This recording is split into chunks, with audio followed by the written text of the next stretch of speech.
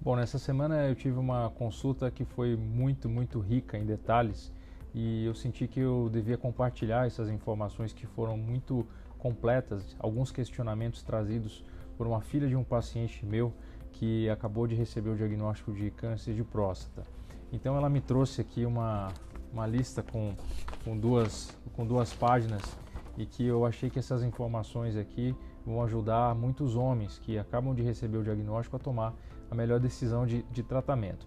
Para o vídeo não ficar muito grande, eu vou dividir essa apresentação aqui em blocos, né? O primeiro bloco foram os achados no exame da biópsia, o segundo vídeo vai ser sobre tipos de tratamento, o terceiro sobre a prostatectomia radical, que é a retirada da próstata, um outro vídeo breve sobre riscos da cirurgia e do pós-operatório, um outro sobre a recuperação, outro sobre possibilidade de retorno, que é a recidiva da doença, tratamentos complementares e dos exames e cuidados após a cirurgia.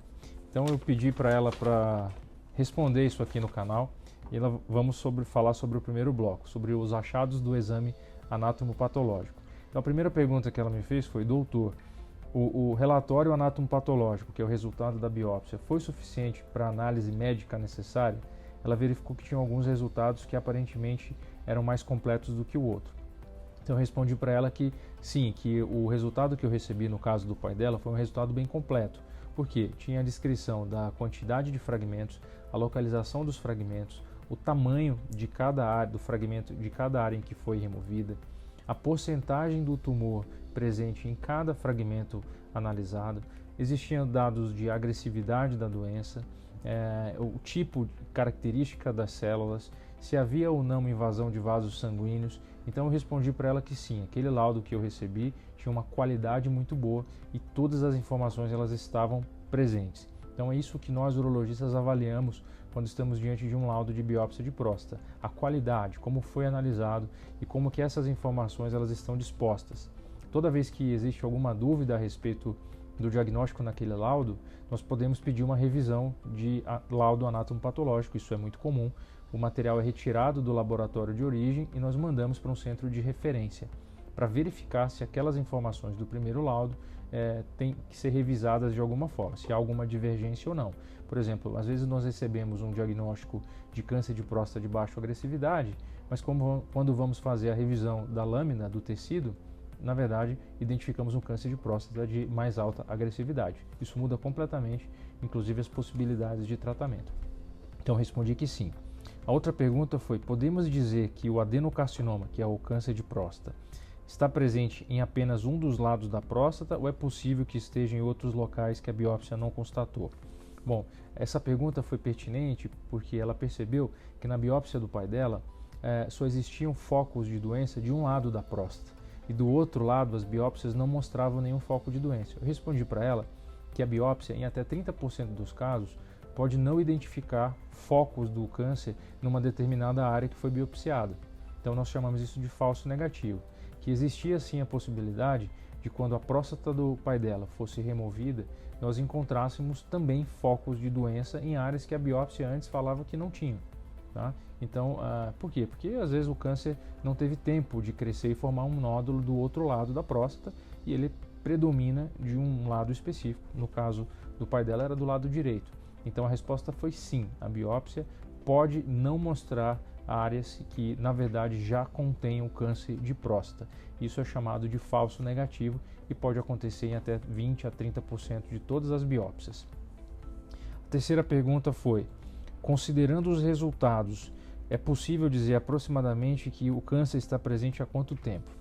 Bom, é praticamente impossível um médico determinar quanto tempo de um câncer em qualquer parte do corpo tenha surgido, mas o que nós sabemos é que, em geral, o câncer de próstata, mesmo de alta agressividade, ele precisa de um certo tempo para que as mutações elas se acumulem. E alguns estudos indicam que o tempo de surgimento de um câncer de próstata pode variar de 5 anos até 10 a 12 anos. Então é pouco provável que nós tenhamos e não tem como saber, na verdade, quando que o câncer de fato surgiu. Mas o que nós sabemos é que homens a partir dos 50 anos de idade começam a ter mais risco de apresentar a doença.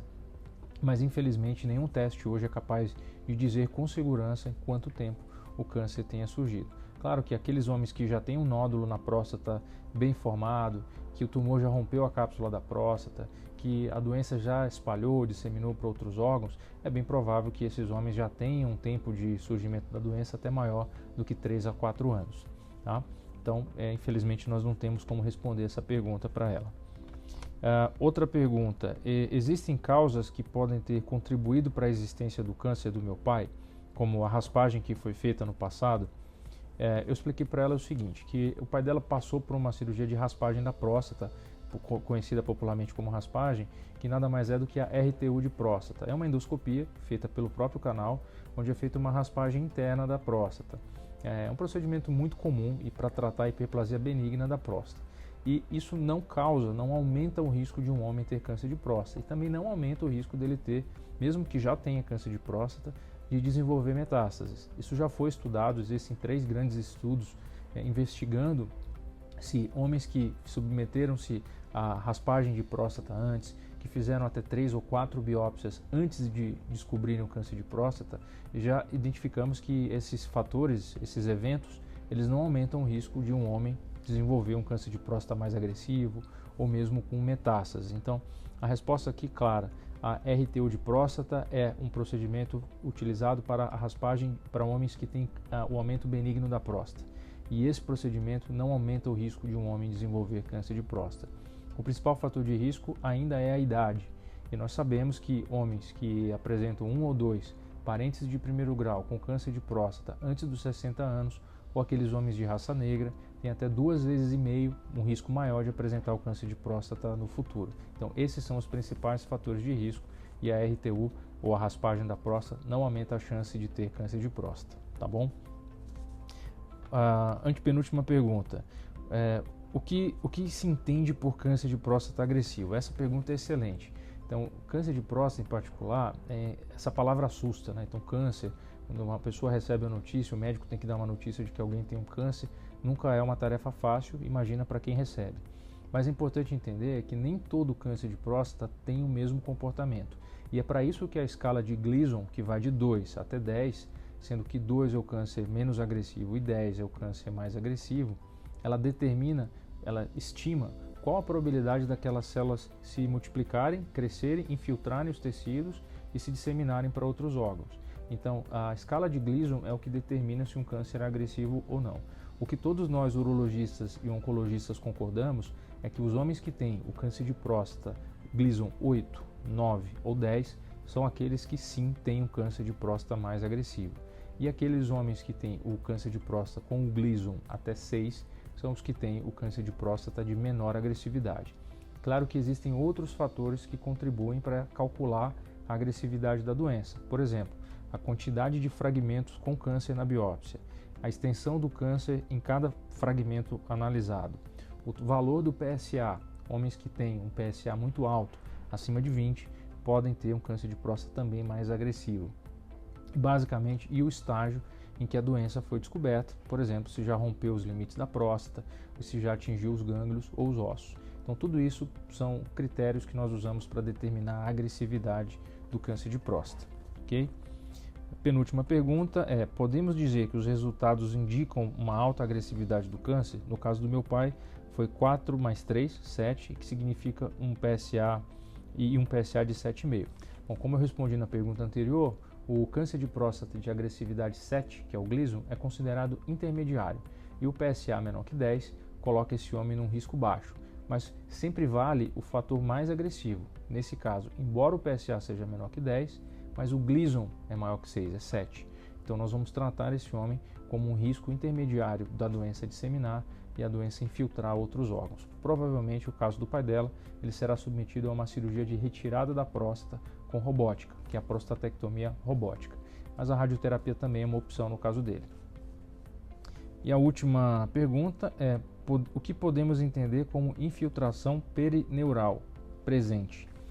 Bom, infiltração perineural. Peri é um sufixo, é um prefixo que indica próximo, ao redor. E neural é de nervos. Então significa que o câncer de próstata encostou nos nervos que passam dentro da próstata e está infiltrando por essas estruturas. Isso é uma característica presente em praticamente 100% dos homens que têm câncer de próstata, e ela não confere um critério de maior agressividade, ela não entra no cálculo de agressividade porque é um achado comum. O que poderia causar um certo grau de preocupação é quando nós encontramos o câncer de próstata com infiltração dos vasos sanguíneos e dos vasos linfáticos. Isso sim confere um maior risco de agressividade para homens com câncer de próstata e merece uma atenção especial no pós-operatório, ok? Bom, com a intenção aqui é não prolongar muito esse vídeo, queria que vocês, por favor, deixem seus comentários, mandem perguntas a respeito do diagnóstico do câncer de próstata. Vai ser um prazer dar continuidade aqui nesse vídeo, respondendo esses questionamentos. Eu e minha equipe seguimos inteiramente à disposição. Se esse vídeo, se essas informações elas forem úteis para você, compartilhe com outras pessoas. Certamente outras pessoas talvez possam aproveitar e ajudar essas informações, venham ajudar a guiar uma melhor opção de tratamento junto com o seu médico. Não esqueça de se inscrever aqui no canal, isso estimula nosso time a produzir e trazer cada vez mais conteúdo, e ative as notificações. É um grande prazer dedicar um tempo do nosso atendimento para responder perguntas e compartilhar informações que eu tenho certeza que vão ajudar muitas pessoas Brasil afora. Conte comigo mais uma vez, obrigado pela atenção e até a próxima.